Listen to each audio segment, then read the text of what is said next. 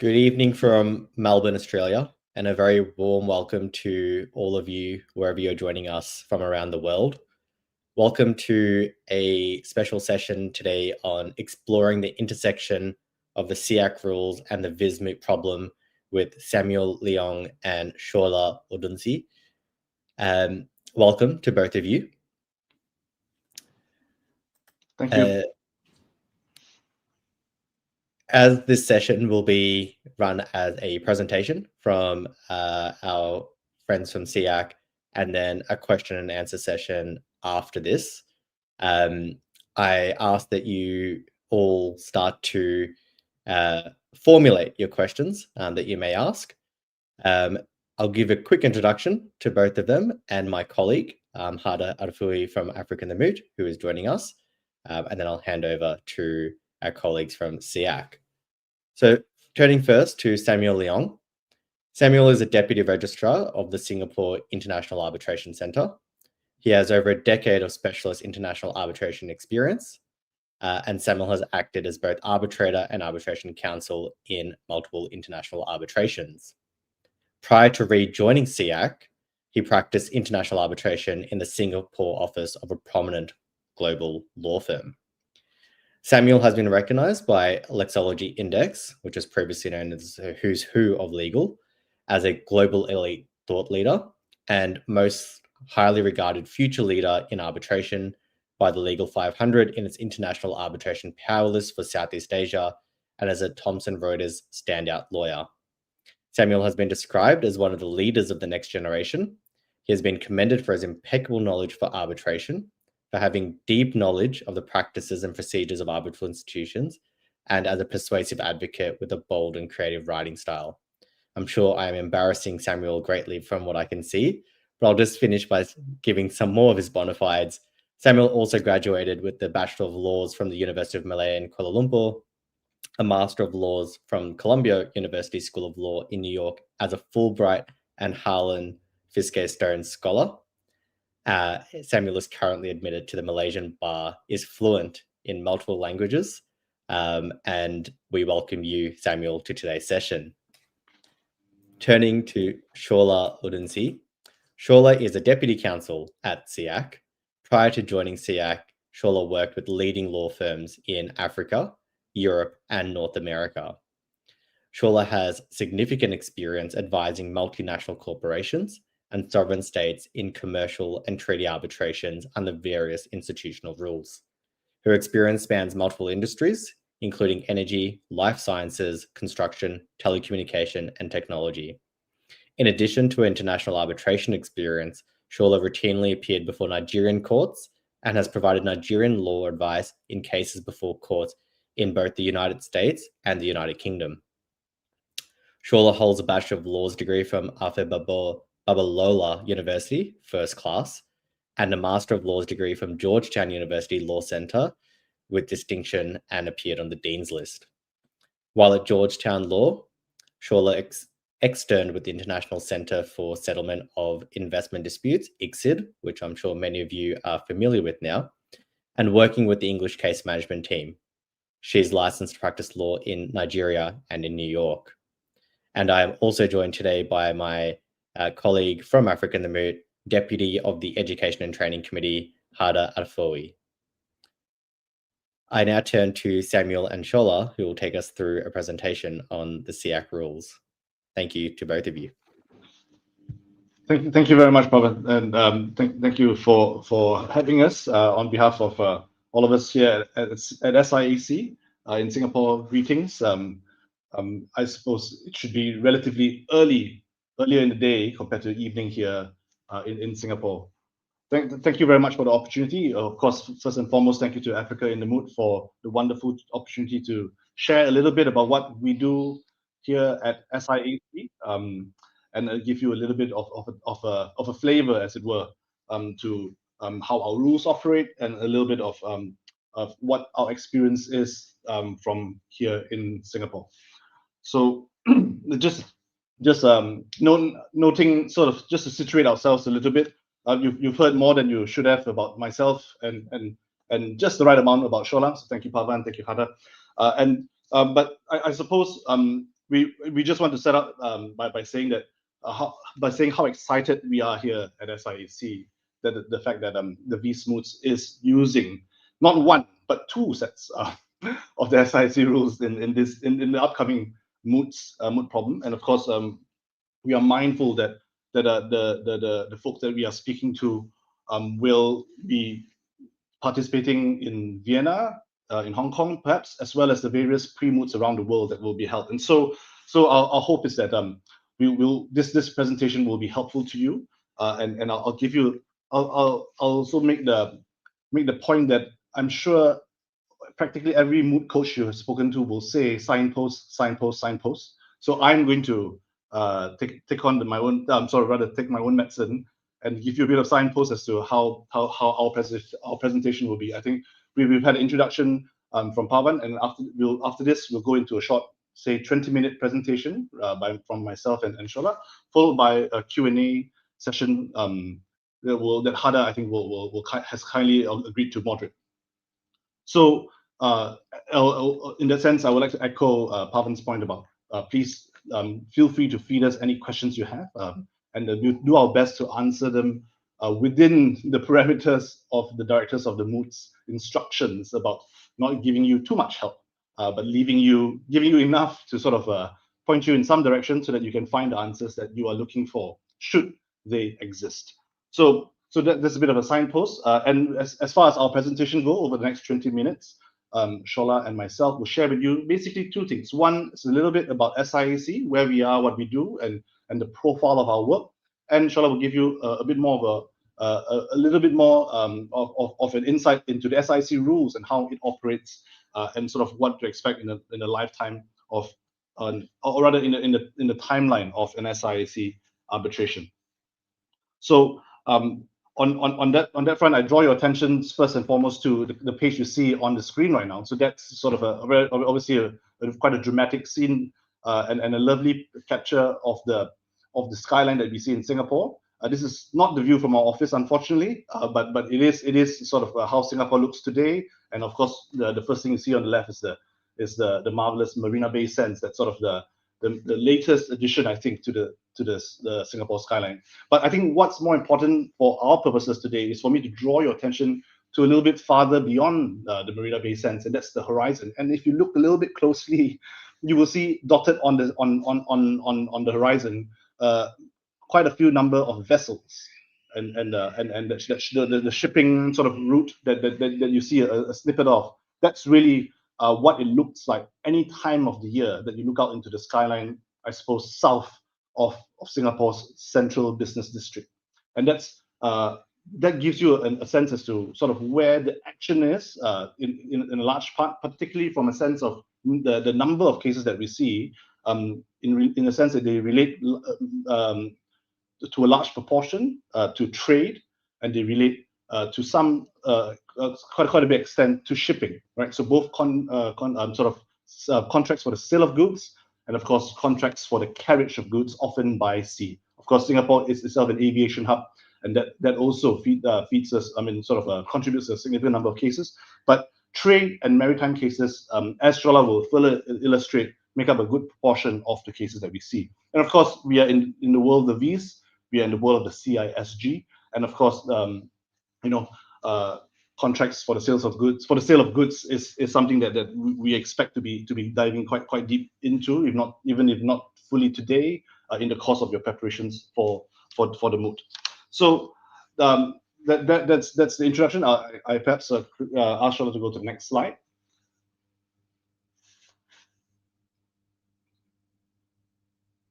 Right.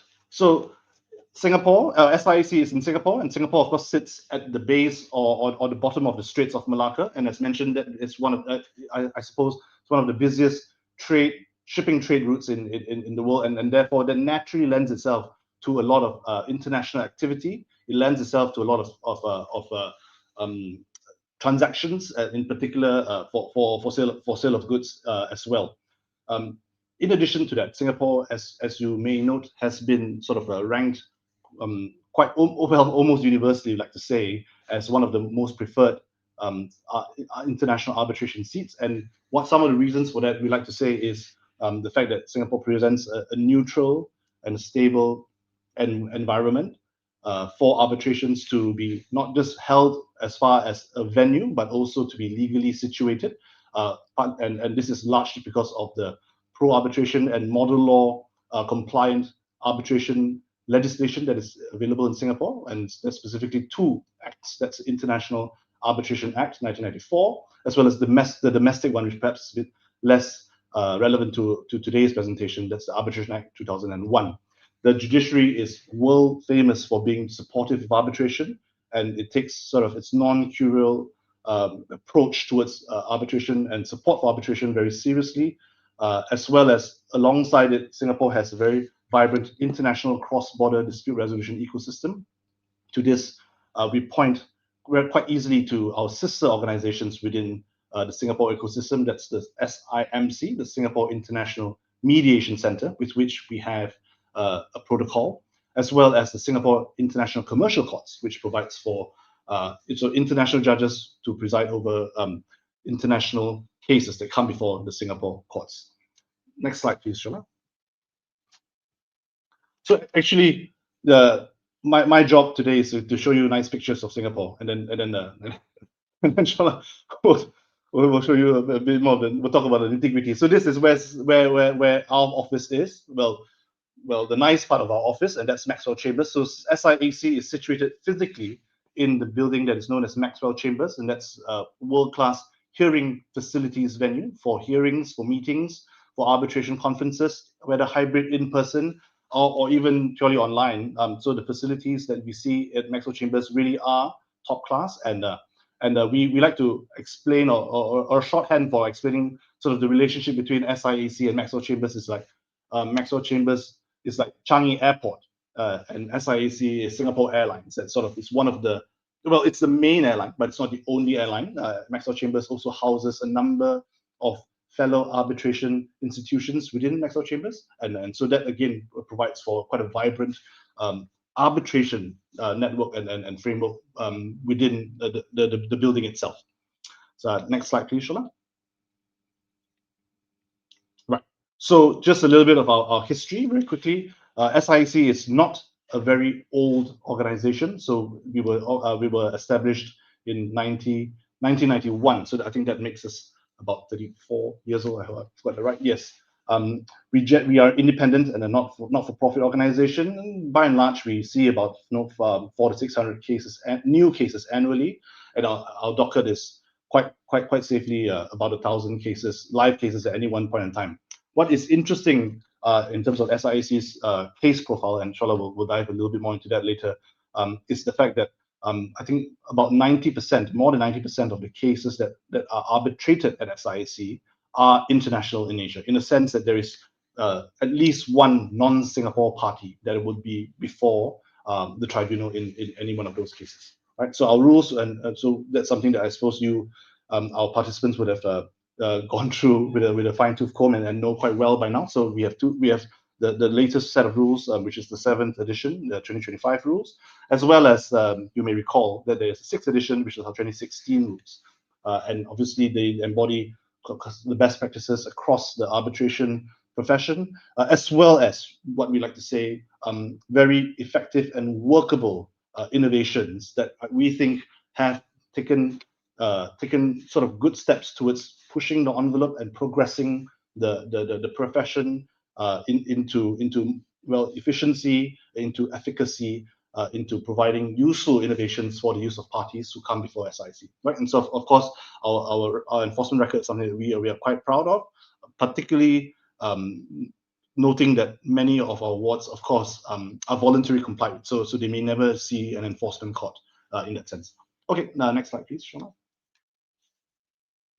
Yes, so very quickly, this is just a little bit of a snapshot as to where we are located physically. You've seen pictures of our Singapore office, but we also have offices in Seoul, in Shanghai, in Mumbai, in GIFT City in Gujarat, as well as our latest office, that's the one in New York. So that's our footprint. And of course, you know, we are mindful that at SIAC, our role is not just as an Asian arbitral institution, but it's one that we hope to be able to provide a good solution in terms of institutional arbitration to anyone or any party across the world. Shola, over to you.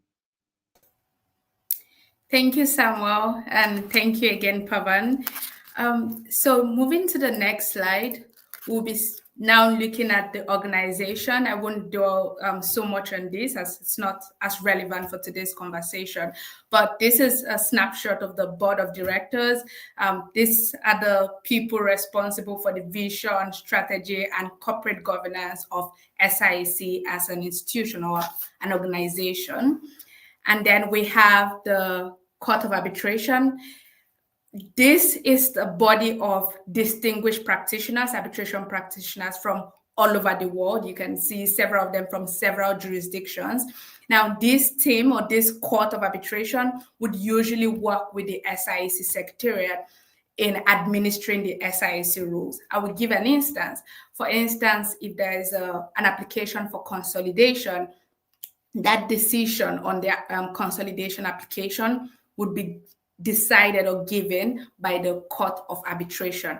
The Court of Arbitration would usually work in committees, and a committee would comprise of no fewer than 2 members of the court. So the court is led by the president, Ms. Lucy Reed.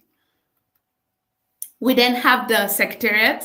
The Secretariat has practitioners also from 14 jurisdictions with different language skills, varied language skills. And this is the team that is responsible for case management and administration. In fact, if you look at your Vis Moot problem, you would have seen in the commencement letter, there was a table that identified the members of the SIAC team in the Vis Moot world that were responsible or that are responsible for the administration of the cases. So when you saw the email acknowledging, the one appointing the arbitrator, those are all things that we'll look at that further on in this conversation. But this is the team responsible for all of that at SIAC. We have users from several jurisdictions, over 100 jurisdictions, and you will see that most of our cases, and that's 91% of them, are international, while only 9% are domestic. So domestic would be usually 2 Singaporean entities with the subject matter of the dispute or performance based in Singapore. So a large chunk of, and this is what someone was saying about Singapore is a truly international institution, arbitral institution. Related to that, you can see the users from over 100 jurisdictions over the last 5 years. So we have users from Kenya, we have users from Nigeria. It's quite varied as we can see, which is really great as an institution that has been around for a couple of years. And just related to that, a snapshot of the top 10 foreign users from 2015 to 2024. So we see that top 5 is India, Hong Kong, China, the United States of America, and Korea. So this would usually be like the parties and where we see, and all of these things also how we see trade moves and what have you. So yes, very interesting looking at how this changes or moves, as the years go by. Categories of disputes. SIAC administers a mixed bag of disputes. So you have things ranging from trade, commercial, others. And, as Samuel spoke earlier, he spoke about, trade and even maritime being in Singapore and what have you. You can also see that reflected here when you look at the categories of disputes that SIAC administers. It's led by trade, which is 29%. Then we have commercial and a bucket of others. So these others would have aviation, banking, energy, insurance, reinsurance, and IP disputes. And then we have the other specific ones like corporate, maritime, and construction. And for the Vis Moot, we see trade is related there. So I think it speaks to how really the world moves and just how disputes also move. Governing laws also. SIAC administers arbitrations that the governing law in the contract is not only Singapore law, but laws from several jurisdictions. Just like the parties, I think as varied as the parties are, is how varied the governing law would be. You would expect that to be. So I think that's what we see here also, and we also have several of those. Now, panel of arbitrators, this is a unique feature of SIAC, having a panel of arbitrators that have a rigorous admission process. This helps parties when, say, parties are looking for arbitrators or trying to consider arbitrators. It's such a good resource for such parties. Over 700 experts, and we have specialized panels also. So particularly for IP disputes and also for insolvency and restructuring disputes. We also have practitioners who are specialized in energy and EPC contracts. To this website, I can guess that some of you are familiar with this site by now, because there's also now a new landing page, which is the Vis Moot 2026. We hope you visited that. If you haven't, I think that's such a great resource, because it's kind of like a one-stop shop, points you to where the problem is, points you to the rules, the current version of the rules, the past version, and the practice notes. So if you haven't visited that site, I would definitely recommend that you do so. So here we speak about the SIAC rules. As you would be familiar, in January this year, SIAC introduced the 7th edition of its arbitration rules, which is the SIAC Rules 2025. And we will be talking about some of the changes that were introduced in these rules. SIAC also has an investment arbitration rule, but that's not very relevant for today's conversation. We also have SIAC Gateway, which is a cloud-based system that allows for e-filing, payments, online payments, and submission of documents and storage by parties. And really, when we think about cybersecurity in today's world and just how that is very much more important today, I think there couldn't have been a better time for this sort of solution being introduced by SIAC. Not so relevant also for the Vis, but you would see in the Vis problem, the respondent, I believe, said they were open to communications using SIAC Gateway. So this is what they were speaking about when, they noted that. Now, the functions of the Secretariat, 4 major categories of functions: appointment of arbitrators, supervising case progress, financial management, and scrutiny of awards. Appointment of arbitrators, and happy that that's been touched on in the Vis Moot problem. There was the tribunal constituted, and you would have seen SIAC's letter constituting the tribunal. So that's how, in a real case, there would be constitution of the tribunal. There's a lot that goes on behind the scene when it comes to that. There's, you're clearing conflicts with the tribunal, you're ensuring that they have sufficient availability before appointing any person as a member of the tribunal. Supervising case progress would soon look at the snapshot of the life cycle of an arbitration proceeding, and I would show you where SIAC would usually be active, and that would also include financial management. So arbitrators do not have to be burdened by following up with parties or looking at the financial management. SIAC takes care of that, and we will look at also the cost system under SIAC. Scrutiny of awards, as we may know, if you're even new to arbitration, you would know that without enforcement of awards, an award may just be nothing more than a piece of paper to parties, and so they would not be interested in such a process. And with that in mind, SIAC, and you will see one of the things that is the guiding light of SIAC is the enforcement of awards. And one way we do that is scrutiny of draft awards. So tribunals will submit their draft awards, we would review, provide comments, and comments to the tribunal for consideration. This is the life cycle I spoke about. You see, it starts from the arbitration agreement down to enforcement. We know that the bedrock of arbitration is consent. If the parties have not agreed to arbitration, there can be no conversation about arbitration, at SIAC, for instance. A party can't write to SIAC and say, oh, I wish I would have arbitration with Mr. B, but I don't have an arbitration agreement. There can be no arbitration without an arbitration agreement. So I would say the first point here, which is point 1, that's within the parties' realm to decide or agree to submit their disputes to arbitration administered by SIAC or under the SIAC rules. That's what brings it usually before, within the realms of SIAC. Now, I would say from 2 to 4, SIAC is usually like heavily involved in that process, which is commencement of the arbitration, as you would have seen in the Vis Moot problem. That includes, writing to the parties to clarify points that may not be clear from the notice of arbitration, as we have in that case, to consideration of pre-constitution applications. This include applications for consolidation, applications for joinder. If a party has a prima facie jurisdictional objection, all of these would usually, if the application has been made at this time, would be considered at this point in time before the constitution of the tribunal. I recognize that there are some applications that can still be made after the constitution of the tribunal, but just identifying that some could be made before then.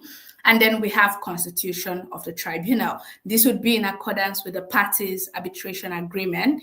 If the parties have not agreed, it would usually be a sole, that's the number of arbitrators, will usually be a sole arbitrator, except the registrar determines otherwise. No need for us to go into the nitty-gritty at this point of all of that, but just to give you an overview of what the work or the life cycle of a case at SIAC would be. And then from 5 to 9, that would usually be between the parties and the tribunal. SIAC remains copied in all correspondence. We continue to monitor the progress of the case. And if you would recall, when we're looking at functions, that was one of the functions, which was, looking at the case progression. Now, in that phase from the procedural timetable to evidentiary hearing, SIAC is looking, and that's also the time we would continue with financial management. So usually at that point, we'll be collecting additional deposits from the parties towards the cost of the arbitration. And then we have the award. The tribunal provides a draft award, as I said earlier, and we provide a review of that draft award. Here again, the thing the driving force is the enforcement of that award. When reviewing awards, we look at the parties, we look at the possible jurisdictions of enforcement of those awards. And then enforcement, that's the parties. A lot of times we actually don't know where the awards end up, but we're happy to know that our awards have been, where there have been applications for enforcement, there's been court enforcing SIAC awards. Proceedings as SIAC are also cost efficient. I would not spend a lot of time here because it's not so relevant for Mooties or the Vis Moot, but just to say that the system at SIAC is transparent, is ad valorem, so it's dependent on it's based on the amounts in dispute. It's flexible. A lot of times parties are not asked to pay 100% of the deposit at once. We understand that for businesses, being liquid is quite important. So a lot of times there would be tranches, or you're asked to pay 3 times within the life cycle or twice within the life cycle. It all depends on how the case is progressing. And then a fair cost determination. Now, cost of the arbitration, and we can, if anyone has questions on this, we can deal with that later, but cost of arbitration as defined under the SIAC rules are determined by the registrar of the SIAC court. A snapshot to the procedural tools in the SIAC rules. I always like to describe the SIAC rules as a toolbox that is made available to parties. There are several tools available there. If a party is looking at, I just have a small dispute and I need an award quickly, you would think about the streamlined procedure, and we could talk about that later, because that's a procedure where you get an award 3 months after the constitution of the tribunal. If you say, it's a little more complex and the amount in dispute is a little more, but I need it quick, you can think of the expedited. So it's really a toolbox, and we hope that as you prepare for the Vis Moot, you familiarize yourself with some of these tools available in the SIAC rules. And this gives a snapshot of the applications under the SIAC rules and how they've been received by the users we can see in the market. And now we have a model clause, not very relevant, but a good one to look at, the good elements to have in an arbitration agreement. Yes, so thank you very much. Over to Pavan, please.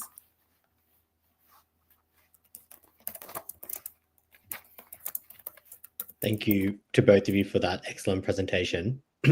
I'll actually pass on to Hada now, who will moderate this next part, which will be sort of a Q&A style segment. To those of you that are watching online, please do start to send through some questions on the chat using the chat function, and we'll start to incorporate those questions as well. So over to you, Hada. Thank you, Pavan. With that, I would like to start with the first question. So what are the objectives and the main changes introduced in the 2025 SIAC rules, since we are already in the 7th edition of the rules, with an institution that has been here for that started in 1993. So in this short span of time, we're already at the 7th edition. Right. Thanks, Hada. So I'll take it, and then I think Shola, you can add on. In terms of the objectives and the main innovations, I mean, we had that snapshot, and then I won't call it back, but there are a number of features that we're quite proud of in terms of innovations that have been introduced this year in the 2025 rules. I think, but overall, if you take a step back, I mean, SIAC does sort of, I think it's within our DNA to be innovative, and I think speaking as someone who had a ringside seat to watching the rules revision process. The rules revision process underwent a public consultation, and that in itself was quite a robust one, where we received comments and suggestions and questions from a number, actually a very high number of comments from all over the world, and as well as we even ran sort of public discussions, webinars such as this, to discuss the rules that were in the draft form. So having had a ringside seat in particular, and of course this is our former boss Kevin Nash, who was leading the rules revision exercise back in 2024. That was something that was quite heartening to see in terms of how robust and how careful we were. In particular, the fact that we were starting from a good footing, because the 2016 rules were a good set of rules. They were working fine, but of course, as always, as we go along, as case management progresses, as parties become more sophisticated and familiar with our rules, we find there could be improvements to be in terms of the tweaks here and there. But of course, there are the highlights, and I'm going to hand over to Shola to mention. She covered a couple of them already earlier, but Shola, what are the highlights that you would bring to the Moody's attention in this latest set of rules? Thank you, Samuel. So some of the innovations that were introduced in the SIAC rules, I will go through some of them. One of such is the streamlined procedure, which I mentioned earlier. So under the 2016 rules, there were already cases that were allowed to move on a fast track or a faster track than usual. There was then an update to that, which is introducing the streamlined procedure. I would now compare this with the expedited procedure, which was existing under the 2016 rules. So the expedited procedure would allow the arbitration to run from the constitution of the tribunal to the award to be delivered within 6 months. That's the expedited procedure. Now, under the streamlined procedure, the award will be delivered within 3 months from the constitution of the tribunal. A distinction between both procedures is the amount in dispute. So if the sum in dispute is less than $1 million Singaporean dollars, you would have a party could apply for the streamlined procedure. If it's over $1 million Singaporean dollars, but less than 10 million Singaporean dollars, a party could apply for the expedited procedure. And just looking at this, alone. I would say I wasn't with a team at the time of all of this, but something I've seen is when you see a team that is listening to the market, because I know how the expedited procedure went so well. And it's like, okay, it looks like some people even need one for smaller disputes and within a faster time frame. And then we also have the protective preliminary order. Now, under the SIAC, the old version of the rules, that's the 2016 rules, we already had the emergency arbitration procedure.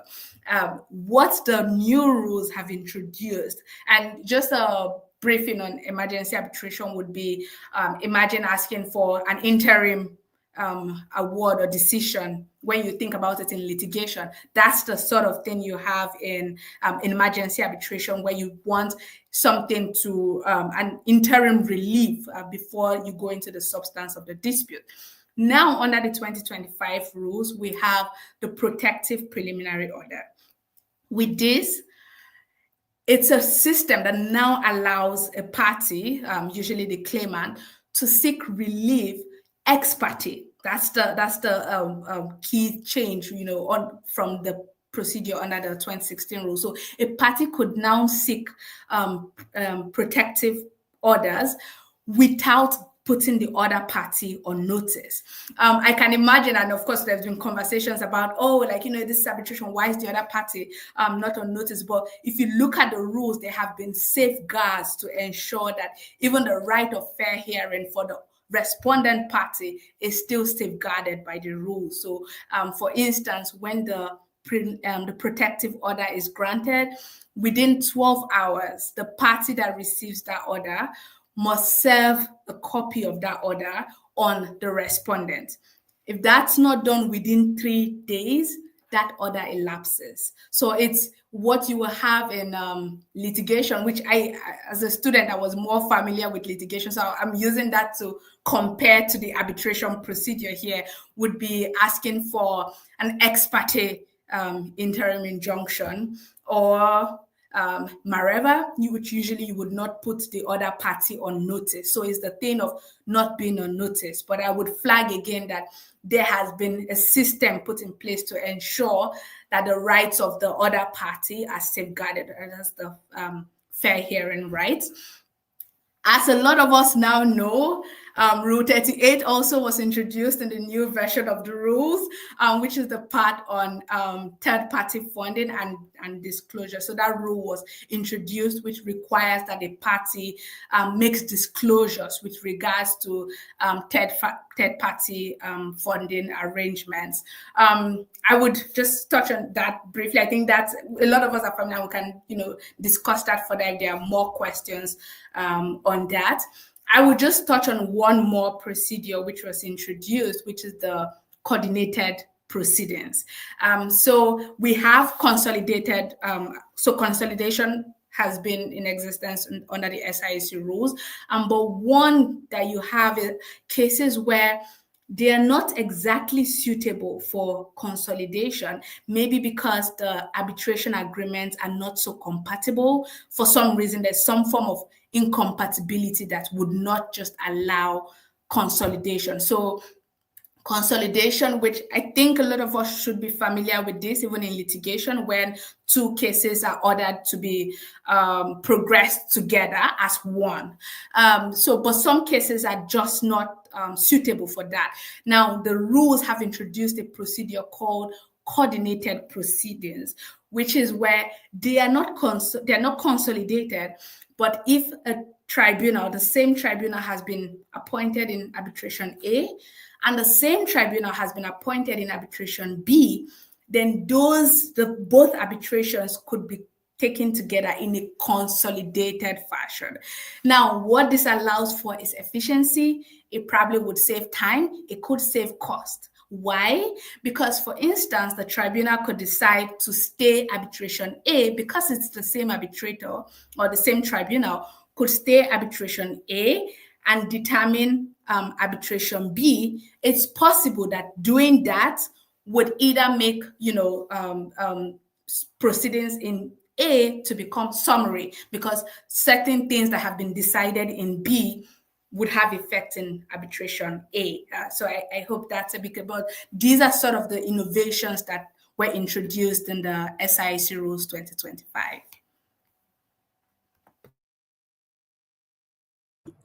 Thank you, Shola. With regards to Article 38 of the SIAC Rules, what was the rationale behind adding that particular rule? Thank you, Hada. So bearing in mind the Moot directors very, very clear instructions about letting the Mooties find the answers for themselves, I think I think two big points, right? So one is that Rule 38 obviously deals with third-party funding, and third-party funding in arbitration. I suppose it's not a new thing, but it's a growing sort of a feature in arbitrations, and so I think it's not wouldn't be news to anybody to say, which then I know it's not particularly helpful to say that it was sort of a response to the market, and in particular the potential issues that can be thrown up when a third-party funder is involved in a case, and just on the general principle that knowing about such funding earlier and sooner, earlier in the life cycle of an arbitration is often better and more prudent than finding out later in the proceeding. So I think on those general ideas, the Rule 38 perhaps was a response to the market in that sense. Obviously, there is a limit as to the details. But the second point, I suppose you will find that it's a general sense in both just not only in these new rules, but in trying to sort of legislate or put in place a framework of any sort of set of institutional rules. You find yourself having to make policy decisions that we hope will apply to as broad a set of cases or a set of circumstances as possible, right? And sometimes you have to make the decision: is 21 days for nomination of sole arbitrator enough? Should it be 28? Should it be 30? I mean, these are judgment calls we have to make. And of course, one of those sort of tools we use whenever we think about putting in place a rule in or sort of a position in the arbitrations, we want to try to preserve some amount of discretion for the decision maker, such that in the event there is a circumstance that may not have been envisaged when the rules were drafted, but comes up 7 years down the line, there is still sufficient power and sufficient breadth within the scope of the rule for the rule to be helpful. So, anything else you want to add on Rule 38? Yeah. Okay, I think then we'll leave it at that. Thank you, Hada. Yeah. I have one additional question before we move to the questions in the chat. Mm-hmm. With regards to the Arb-Med protocol, how does it differ from multi-tier dispute resolution clauses offered by comparable institutions? And what are the advantages for choosing the SIAC Arb-Med-Arb Protocol? Oh, okay, that's a good question. So Shola, I think you know it quite well. Would you like to take this one? Yeah. Thank you, Samuel. So the Arb-Med-Arb Protocol, one thing I would say that distinguishes it from a usual multi-tiered arbitration provision would be that your usual multi-tiered arbitration or dispute resolution clause would say if there's a dispute, parties will try to resolve it by, say, mediation. If the parties are unable to resolve this, say, within 14 days or a month, the parties, a party may submit a notice of arbitration, so commence arbitration. Now, the thing with this is that mediation, we know that a decision from mediation is not binding. So even though it's good because it's an alternative means of resolving disputes, what you have at the end of the day is not a binding decision. So the Arb-Med-Arb Protocol marries arbitration and mediation. So you get to have that mediatory process in resolving your disputes, but at the end of the day, you would have an award. So it's like getting the best of both worlds. That's how I would describe it. So a party would commence arbitration. So arbitration would be commenced usually. So a lot of it would usually be in a case where the parties have agreed to Arb-Med-Arb Protocol in the arbitration agreement, because we know when a dispute has arisen, it's usually quite hard for parties to then agree on anything, including Arb-Med-Arb Protocol. So it will usually be in the agreement. And how will happen with arbitration will be commenced, and then that arbitration would be stayed. It will be transferred then to mediation with the Singapore International Mediation Center. There will be mediation there. The parties would have a decision. A tribunal, take a step back. Tribunal would have been constituted, and then the case would have been stayed. And then that file is transferred to mediation. The parties enjoy that much more flexible process of mediation, and get their decision from there. They bring it back now, and then, the case then comes alive again, and then the tribunal, which was already constituted, then enters that decision as an award. And then the parties then have an award, but they got to that decision majorly by the mediatory process, but they got to have the end product of a binding award. So that's the distinction between having a regular multi-tiered dispute resolution clause and submitting to the SIAC Arb-Med-Arb Protocol. Thank you, Shola. We'll move to the questions in the chat. I think I would like to combine two of the questions because mostly they relate to the SIAC practice notes. So what is the value binding effect of a SIAC practice note in SIAC proceedings? And if what exactly distinguishes provisions set out in a practice note from those later incorporated directly into the rules? Does this change the extent of discretion or enforceability available? Sorry, could you repeat the last part? Does this change the did you say enforceability? Yes. Does this change the extent of discretion or enforceability available? Okay, understand. Thank you for the question. So I'll take a first crack at it, and then Shola can mull on a more sophisticated response while I go over it. I mean, the first port of call, of course, is the provision in our rules itself that allows the registrar to issue practice notes, and so that's in Rule 1.4 of the 2025 SIAC Rules, and it specifically says practice notes are issued as guidance to supplement and implement the rules. And so what you find is the practice notes often deal with perhaps the nitty-gritty or the details on a level that perhaps it's not appropriate for the rules. For example, I mean, if an arbitrator has to travel to another location for a hearing, does the arbitrator fly first class, business class, economy? That's answered in the practice note, right? If the arbitrator has to expend funds for accommodation at the hotel, and how are those treated? And so those nitty-gritty sort of details are often what you would find in a practice note, and the practice note, as stated in Rule 1.4, is what is used to guide and supplement often the administration and implementation of the rules. But of course, I mean, you would look to the rules first, as sort of the first port of call when trying to interpret or determine the position on what the procedure should be in an arbitration. Shola, anything to add on this one? No, I think you covered it all. I think I would just add that, as you would see even in the Vis problem, even at the point of commencing and also constituting the tribunal, SIAC would draw the parties' attention to the applicable practice notes also, which is providing that, guidance and this thing that Samuel spoke about. So I think I would just add that, but definitely I said as up. Right? Yeah, thanks for that. And so on enforceability, because the use and the incorporation of guidance from the practice notes is envisaged in the rules itself. Our view is that, I mean, it's very safe as far as any reliance that SIAC may use on the practice notes in terms of enforceability. Yeah, thanks, Sean. Next question. I think I'm also going to combine two questions at once this time. So does SIAC normally treat ATE insurance differently from third-party funders when it comes to disclosure obligations? And can the tribunal order the disclosure of insurance agreements in which the insurer does not have a direct economic interest?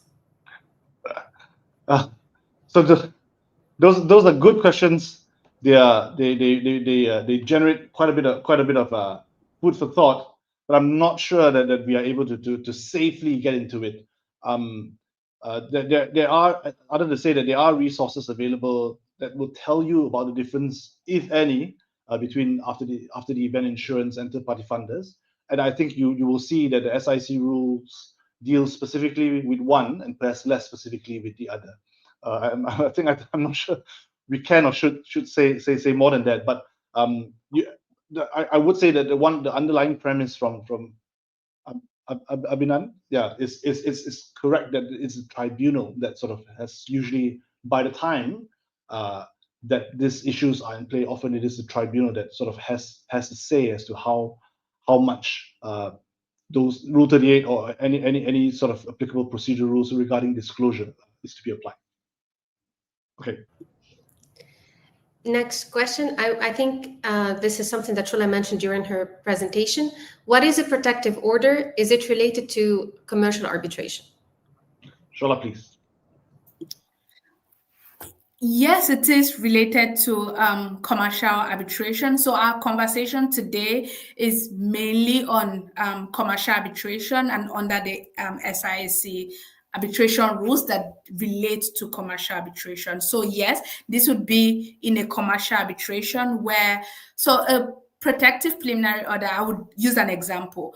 Say a party has a vessel somewhere that the respondent intends to move maybe in 36 hours, something quite immediate, and the claimant needs that vessel not to move. Now, you think of, oh, if I commence arbitration before I get an award that says do not move the vessel, like the vessel has definitely gone to several jurisdictions. So that's where you think of emergency arbitration and the protective preliminary order, because an emergency arbitrator would be appointed within 24 hours of a complete application, including the relevant fees. And within 24 hours of that appointment of the emergency arbitrator, if preliminary protective order consideration has been allowed, that emergency arbitrator would then consider that application for protective order.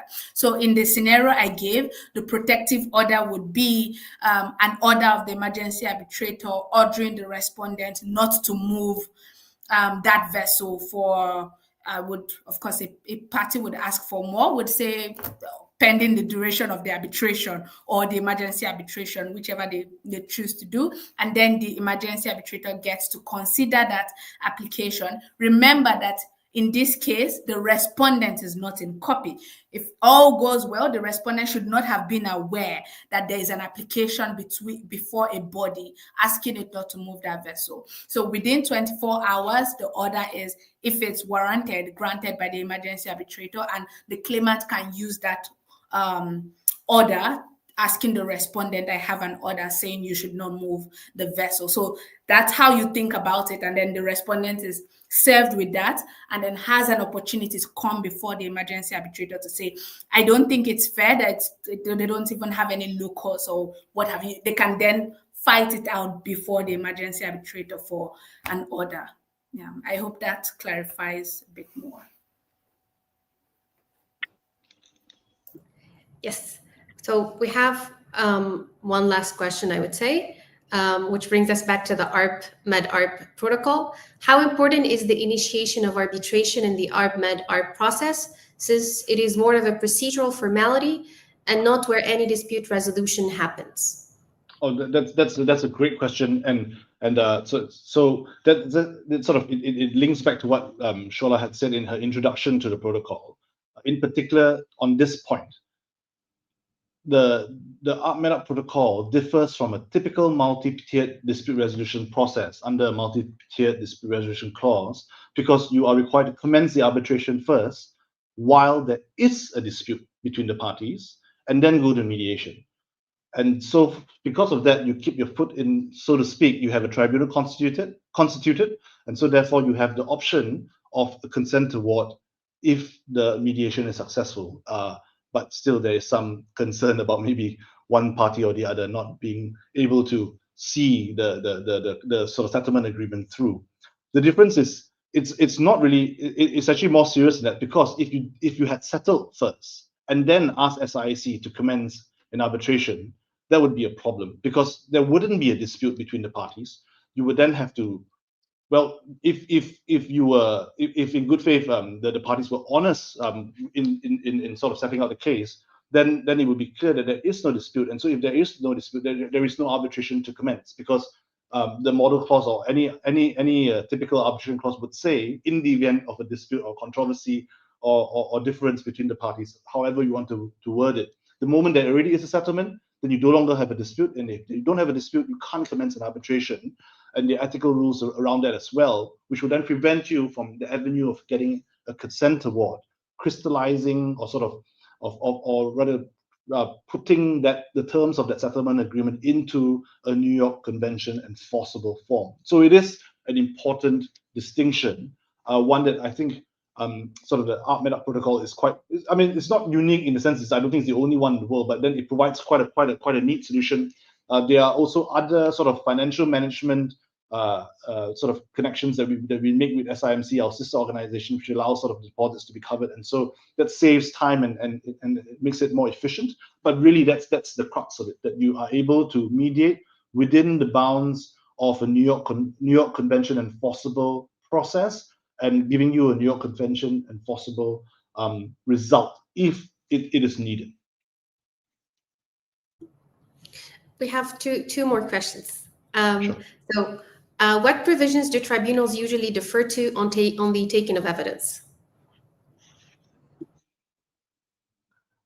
Okay, so I'll start, and Shola can. So I mean the taking of evidence, I mean that's a good question. That's a wide question, and of course matters such as the seat and the procedural law, as well as any prior agreement between the parties, all come into play. But generally speaking, that's a position in Singapore. I believe that the Evidence Act, which is I think codification of some of the common law provisions or common law principles on evidence in court, is understood to be not applicable in arbitration directly, in arbitrations in Singapore directly. But of course, that Singapore position that may vary depending on where the seat is. And as you will see from the SIAC rules, the rules can apply to any seat. So it's agnostic. There isn't a default seat under the SIAC rules. If there isn't a seat designated by the parties, the tribunal will decide what the seat is, taking into account all of the circumstances. And of course, there may be other soft law publications. Shola, what comes to mind? Yeah. Just going to mention the IBA guidelines on taking of evidence, which I guess flows from how a lot of jurisdictions, like in Singapore, the usual evidentiary rules would not apply, and so there's been all these bodies of soft law like the IBA guidelines on taking of evidence, which tribunals will usually be guided by in proceedings. Okay, and another question, it's about the costs incurred for obtaining third-party funding. So are these costs recoverable as a substantive claim or as legal costs? Oh, that's a good one. So I'm actually scratching my head right now. I've never considered it in full. What do you think, Sean? No, so I was kidding. So I mean, whenever you're, I mean, this is something that Michael Pryles, our first president of the court, taught me when I was first joined SIAC back in the day, is that if you're not sure and you're faced with a thorny issue, you go back to first principles. And so where there is a question such as this, what does it come into? It's an application for cost relating to third-party funding, one that relates to, well, it's a cost claim simpliciter, or does it become a substantive claim? I mean, you first and foremost, you check with the governing laws that apply to both the procedure and the substance, whether or not there's any sort of guidance or position set out in whether the legislation or the case law that's applicable. And then if not, then it's really up to the tribunal to decide. But if the third-party funding is not written into the main contract, where the underlying commercial contract, it will be an interesting argument to make for it to come under the substantive, to be counted as a substantive claim. And I think I go no farther than that. So if anything to add, yeah. No, I was just going to point on that point of the contracts, like what the provision of the contract would be. So if parties had envisaged that, there would be third-party funding cost incurred, particularly in this age where there is third-party funding, I can imagine that in some complex financing documents, they may consider including those. I think one could then be able to put that under substantive, but as you said, if it's not there or provided under the governing law or applicable laws, it would be hard to classify that as a substantive damages claim. Yeah. No, perfect. I mean, I'll just add, there's an analogy to interest, right? If it's a loan agreement that you're suing on, you could argue that interest then becomes a substantive claim, particularly pre-award interest.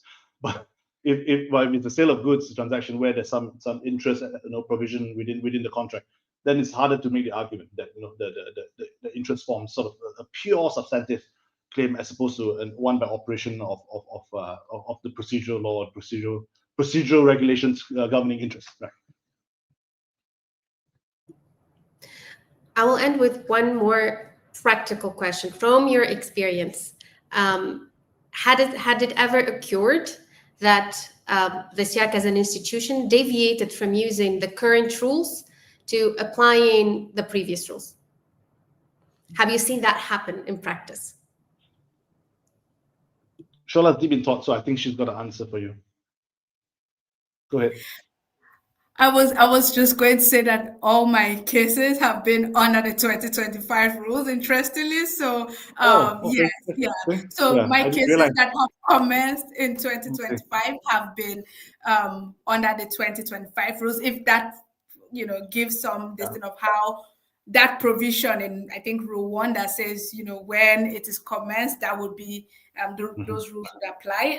I think that does have very binding effect. I haven't had a case where the parties in the agreement, which I know happens, I know like a number of my colleagues have had, where in the arbitration agreement, the parties have agreed to a specific arbitration rule. So say the parties agreed and the contract was drafted in maybe 2017, the parties could in the agreement say that any dispute arise would be resolved by arbitration under the SIAC Rules 6th edition, the 2016 rules. If that is commenced this month, it would still be under the 2016 rules, except the parties decide otherwise at the point of commencement. Yeah, spot on. I mean, we go back to party autonomy. If that's what the parties have asked, have agreed, and want, then that's what the parties would get. Similarly, even under the 2025 rules, the parties are free, if they desire, to opt out of any of the procedures or the provisions that you find in the 2025 rules. Although we don't see that often done at all. But I'm also mindful now that the next time we see one of those that expressly refer to an older version of the rule, Shola, I will ask Vivek to send that your way so that you enrich your experience.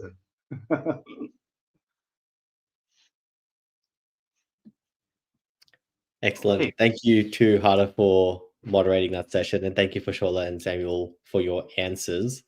I hope that the directors of the Vis are happy with the breadth of your answers. I think they were sufficiently, well, they're definitely very useful answers, but I think we'll still keep our students thinking.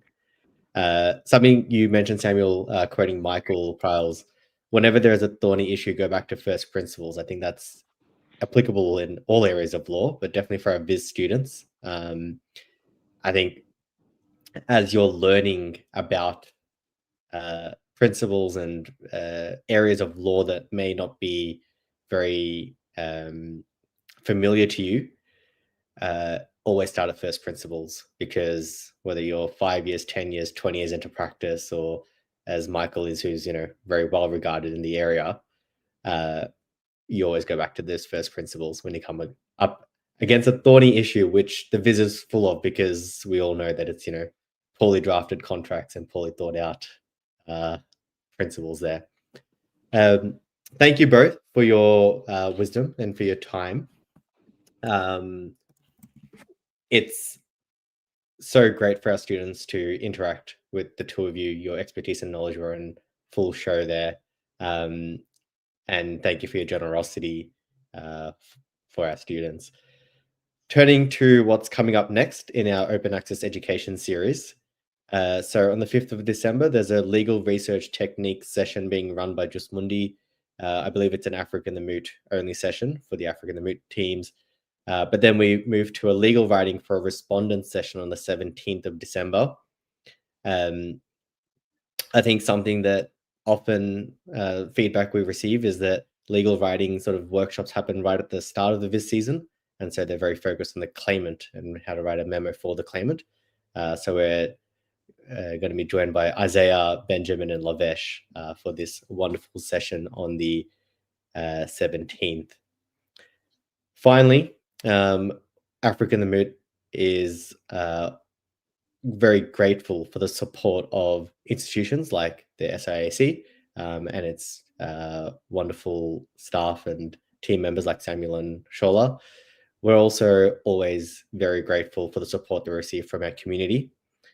Please do consider supporting African teams and advancing arbitration in Africa. Something I noticed in your slide there was that African nations aren't in the top 10 countries and jurisdictions that use.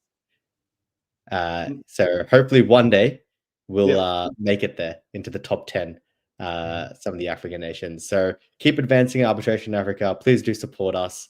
All proceeds go directly to the mission for the benefit of African teams, promoting inclusion and building capacity on the continent. With that, thank you again to Samuel and Shola. Thank you to Hada for your moderation, and thank you to all of you for your time today. Thank you very much. Thank you. Thank you.